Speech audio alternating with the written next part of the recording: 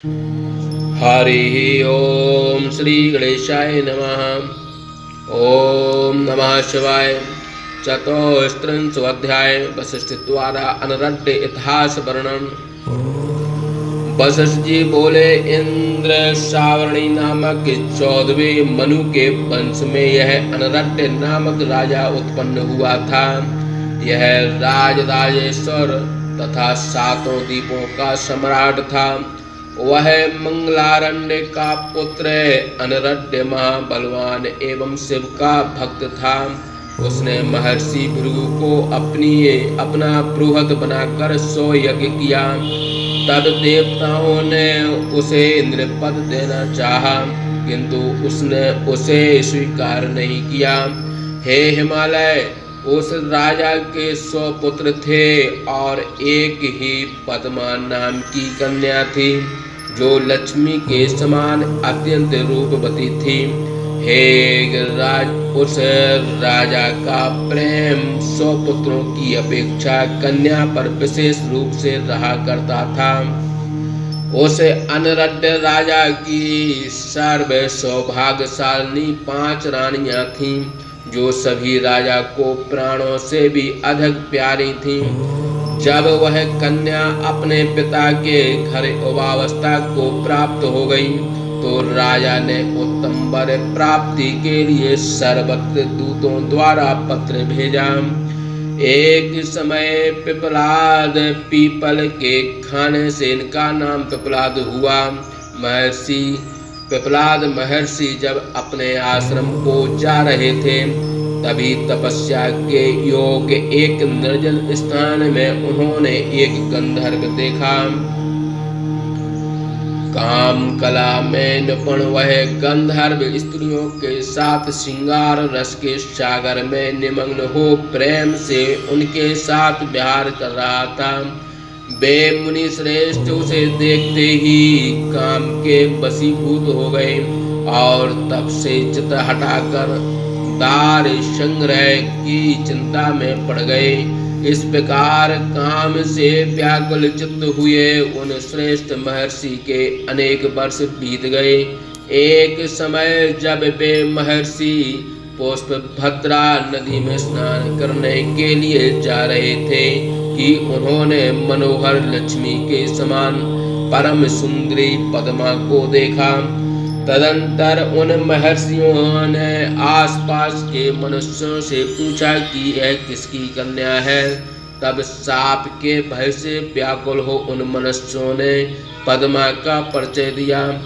मनुष्यों ने कहा, यह महालक्ष्मी के समान परम सुंदरी अनरड्य की कन्या पद्मा है, जो गुणवती तथा सुंदरी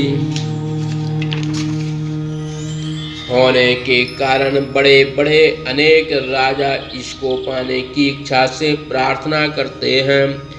ब्रह्मा जी बोले, इस प्रकार वे महर्षि उन सत्यवादी मनुष्यों की बात सुनकर अत्यंत क्षुब्ध हो उठे और उसे प्राप्त करने की इच्छा करने लगे।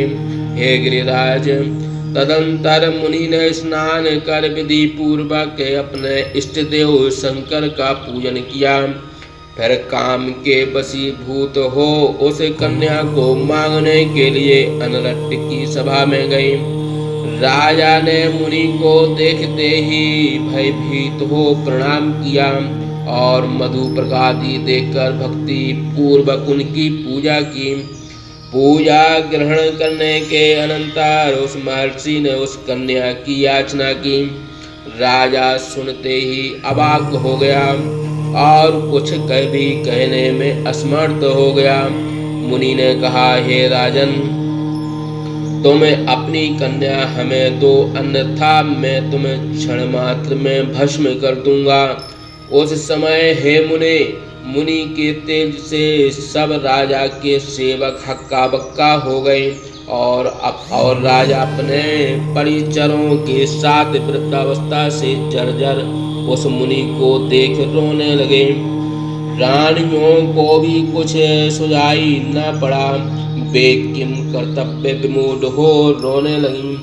कन्या की माता तो शोक से व्याकुल हो रोने लगी। इस प्रकार राजा के सभी पुत्र एवं सभी सगे संबंधी शोक से व्याकुल हो गए। इसी समय महापंडित नीति शास्त्र का कुशल विद्वान राजा का गुरु एवं पुरोहित ब्राह्मण दोनों ही राजा के समीप आए। राजा ने प्रणाम कर उनका पूजन किया और उनके आगे रो रो कर अपना सारा वृत्तांत निवेदन किया और पूछने लगे कि इसमें जो उचित कर्तव्य हो उसको शीघ्र से बताइए। तब राजा की बात सुनकर नीति शास्त्र के जानने वाले महापंडित उसके गुरु तथा पुरोहित दोनों ने राजा को शोक से मूर्छित हुई रानियों राजपुत्रों तथा उस कन्या को भी हितकारक तथा नीति युक्त वाक्यों से समझाया। गुरु तथा पुरोहित बोले, हे राजन, हे महाप्राज्ञ, तुम परिवार के सहित शोक मत करो, हमारे हितकारी वचन सुनो और शास्त्र में अपनी बुद्धि लगाओ। हे राजन, आज अथवा 1 वर्ष के बाद तुम्हें अपनी कन्या किसी न किसी पात्र को देना ही है। वह पात्र चाहे ब्राह्मण हो अथवा अन्य कोई हो, किंतु मेरे विचार से तो ब्राह्मण से बढ़कर कोई भी स्त्रीलोकी में सुंदर पात्र नहीं है। अतः तुम उस ब्राह्मण सतपात्र को अपनी कन्या देकर अपने संपत्ति की रक्षा करो। हे राजन, यदि ऐसा न करोगे तो एक के कारण तुम्हारी सारी संपत्ति नष्ट हो जाएगी। उस एक का त्याग करो और सबकी रक्षा करो। केवल शरणागत का त्याग नहीं करना चाहिए, चाहे उसके लिए सब कुछ नष्ट हो जावे। वशिष्ठ जी बोले, तब राजा ने उन्हें दोनों बुद्धिमानों की बात सुन बारंबार विलाप करते हुए उस कन्या को वस्त्र तथा आभूषण से अलंकृत कर मुनिंद्र महर्षि पिपलाद को दे दिया। हे गिरे, इस प्रकार शास्त्र रीति से उस कन्या से विवाह कर महर्षि पिपलाद उस महालक्ष्मी के समान महासुंदरी पद्मा को लेकर प्रसन्नता से अपने घर को चले आए। इधर राजा उस वृद्ध को कन्या देने की गलानी से दुखी हो अपना सारा परिवार तथा राज छोड़कर तपस्या के लिए वन में चले गए। हे गिरे, अपने प्राणनाथ के वन चले जाने पर रानियों ने भी अपने पति तथा कन्या के शोक से अपने प्राण त्याग कर दिए। राजा के पूज्य पुरोहित आदि पुत्र एवं सभी सेवक राजा के बिना मूर्छित हो गए तथा अन्य प्रवासी एवं दूसरे पुरुष उच्छ्वास लेकर शोक करने लगे। अनरण्य वन में जाकर शंकर जी की आराधना कर शाश्वत शिवलोक को चला गया और उस राजा के स्थान पर उसका ज्येष्ठ कीर्तिमान नामक पुत्र सिंहासन पर बैठकर पुत्र के समान प्रजा का पालन करने लगा। हे शैलराज, इस प्रकार मैंने परम श्रेष्ठ अनरण्य का चरित्र तुमसे कहा, जिसने अपनी कन्या देकर अपने सारे वंशों की रक्षा की। इसी प्रकार हे शैलराज, तुम भी अपनी कन्या देकर शंकर को अपने समस्त कुल की रक्षा करो और देवताओं को अपने बस में करो। इस प्रकार से भक्ति भाषा टीका सहित शिव महापुराण के अंतर्गत द्वितीय रुद्र संहिता के तृतीय पार्वती खंड में अनरण्य चरित्र नामक वर्णन नामक 34वां अध्याय समाप्त। बोलिए शंकर भगवान की जय।